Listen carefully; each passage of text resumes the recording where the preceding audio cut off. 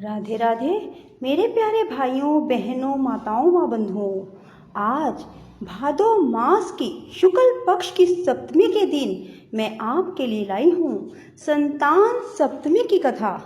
बंधुओं, यह व्रत पुत्र प्राप्ति, पुत्र रक्षा और पुत्र अभ्युदय के लिए भाद्रपद के शुक्ल पक्ष की सप्तमी को किया जाता है। इस व्रत का विधान दोपहर तक रहता है। इस दिन जामवती के साथ श्याम सुंदर तथा उनके बच्चे शाम की पूजा की जाती है। माताएं पार्वती का पूजन करके पुत्र प्राप्ति तथा उनके अभ्युदय का वरदान मांगती हैं। इस व्रत को मुक्ता भरण भी कहते हैं। बंधुओं, इस व्रत को कैसे करें? प्रातःकाल स्नान से निवृत्त होकर स्वच्छ वस्त्र पहने। दोपहर को चौक का चंदन, अक्षत, धूप, दीप, नैवेद्य, सुपारी, नारियल आदि से शिव पार्वती की पूजा करें।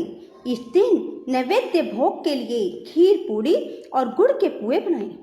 रक्षा के लिए शिव जी को डोरा भी अर्पित करें। इस डोरे को शिव जी के वरदान के रूप में लेकर उसे धारण करके व्रत कथा सुने। बंधुओं, यदि आपने हमारे चैनल को अब तक सब्सक्राइब नहीं किया तो जरूर करें और बेल आइकन दबाना ना भूलें ताकि आपको हमारी आने वाली सभी वीडियोस की जानकारी सबसे पहले हो सके। बंधुओं, वीडियो को पूरी सुने। सुनने के बाद कमेंट बॉक्स में जय शिव शंकर भोलेनाथ, जय माँ पार्वती जरूर लिखें। बोलो शिव शंकर भोलेनाथ की जय, माँ पार्वती की जय। एक बार श्री कृष्ण ने युधिष्ठिर को बताया कि किसी समय मथुरा में लोमश ऋषि आए थे। मेरे माता पिता देवकी तथा वासुदेव ने भक्ति पूर्वक उनकी सेवा की तो ऋषि ने उन्हें कंस द्वारा मारे गए पुत्रों के शोक से उबरने के लिए आदेश दिया।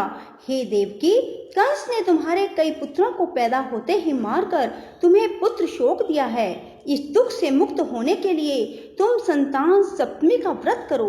राजा नहुष की रानी चंद्रमुखी ने भी यह व्रत किया था, तब उसके भी पुत्र नहीं मरे। यह व्रत तुम्हें भी पुत्र शोक से मुक्त करेगा। देवकी ने पूछा, हे देव, मुझे व्रत का पूरा विधि विधान बताने की कृपा करें ताकि मैं विधि पूर्वक व्रत संपन्न करूं। लोमश ऋषि ने उन्हें व्रत का पूजन विधान बताकर व्रत कथा भी बताई। नहुष अयोध्यापुरी का प्रतापी राजा था। उसकी पत्नी का नाम चंद्रमुखी था। उसके राज्य में ही विष्णुदत्त नामक एक ब्राह्मण रहता था। उसकी पत्नी का नाम रूपवती था। रानी चंद्रमुखी तथा रूपवती में परस्पर घनिष्ठ प्रेम था। एक दिन वे दोनों सरयू में स्नान करने गई। वहां अन्य स्त्रियां भी स्नान कर रही थी। उन स्त्रियों ने वहीं पार्वती शिव की प्रतिमा बनाकर विधि पूर्वक उनका पूजन किया। तब रानी चंद्रमुखी और रूपवती ने उन स्त्रियों से पूजन का नाम और विधि पूछी। उन स्त्रियों में से एक ने बताया, हमने पार्वती सहित शिव की पूजा की है। भगवान शिव का डोरा बांधकर हमने संकल्प किया है कि जब तक जीवित रहेंगी तब तक यह व्रत करती रहेंगी। यह मुक्ताभरण व्रत सुख और संतान देने वाला है। उस व्रत की बात सुनकर उन दोनों सखियों ने भी जीवन पर्यंत इस व्रत को करने का संकल्प करके शिव जी के नाम का डोरा बांध लिया। किंतु घर पहुंचने पर वे संकल्प को भूल गई।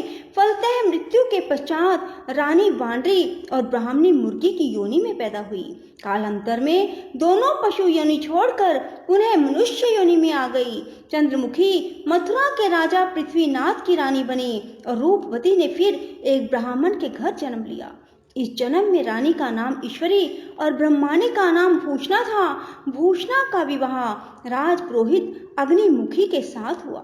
इस जन्म में भी उन दोनों में बड़ा प्रेम हो गया। व्रत भूलने के कारण ही रानी इस जन्म में भी संतान सुख से वंचित रही। प्रौढ़ा अवस्था में उसने एक गूंगा और बहरा पुत्र जन्मा। वह भी 9 वर्ष का होकर मर गया। भूषणा ने व्रत को याद रखा था, इसलिए उसके गर्भ से सुंदर और स्वस्थ 8 पुत्रों ने जन्म लिया। रानी ईश्वरी के पुत्र शोक की संवेदना के लिए एक दिन भूषणा उससे मिलने गई। उसे देखते ही रानी के मन में ढाह पैदा हुई। उसने भूषणा को विदा करके उसके पुत्रों को भोजन के लिए बुलाया और भोजन में विष मिला दिया। परंतु भूषणा के व्रत के प्रभाव से उनका बाल भी बांका ना हुआ। इससे रानी को और भी अधिक क्रोध आया।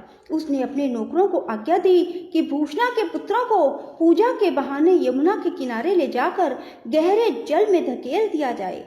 किंतु भगवान शिव और माता पार्वती की कृपा से इस बार भी भूषणा के बालक व्रत के प्रभाव से बच गए। परिणामतः रानी ने जल्लादों को बुलाकर आज्ञा दी कि ब्राह्मण बालकों को वध स्थल पर ले जाकर मार डालो। किंतु जल्लादों द्वारा बेहद प्रयास करने पर भी बालक ना मर सके। यह समाचार सुनकर रानी को आश्चर्य हुआ। उसने भूषणा को बुलाकर सारी बात बताई और फिर क्षमा याचना करके उसे पूछा कि इस कारण तुम्हारे बच्चे नहीं मर पाए। भूषणा बोली, क्या आपको पूर्व जन्म की बात स्मरण नहीं है?